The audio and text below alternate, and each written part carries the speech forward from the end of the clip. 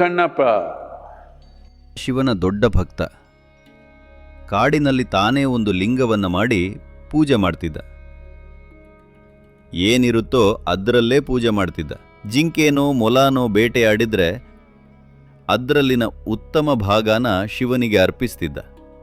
ಒಂದಿನ ಅವನು ನೋಡ್ತಾನೆ, ಲಿಂಗದ ಒಂದು ಕಣ್ಣಿಂದ ರಕ್ತ ಸುರೀತಿದೆ.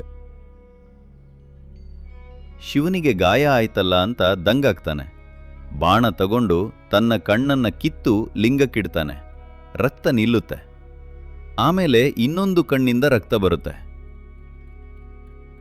ಆಗ ತನ್ನ ಇನ್ನೊಂದು ಕಣ್ಣನ್ನು ಕಿತ್ತು ಅಲ್ಲೇ ಇಡೋಕೆ ನೋಡ್ತಾನೆ.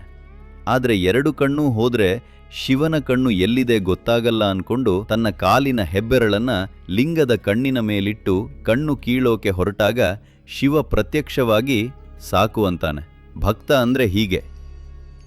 ಅವನು ಜ್ಞಾನೋದಯ ಬಯಸ್ತಿಲ್ಲ, ಆ ಚಿಂತೇನೂ ಇಲ್ಲ. ಅವನಿಗೆ ಶಿವನ ಮೇಲಿರೋ ಆ ಭಕ್ತಿನೇ ಎಲ್ಲ. ಹಾಗೆ ಬದುಕಿ ಹಾಗೆ ಸಾಯೋಕೆ ನೋಡ್ತಾನೆ. ಸ್ವರ್ಗವೋ ನರಕವೋ ಅವನಿಗೆ ಬೇಕಿಲ್ಲ. ಯಾಕಂದ್ರೆ ಎಲ್ಲಿಗೆ ಹೋದ್ರೂ ತನ್ನ ಭಕ್ತಿ ತನ್ನನ್ನ ಬಿಟ್ಟು ಹೋಗಲ್ಲ ಅಂತ ಗೊತ್ತು. ಉದ್ದೇಶದ ಸತ್ಯನಿಷ್ಠತೆ ಅಂದ್ರೆ ಇದೆ.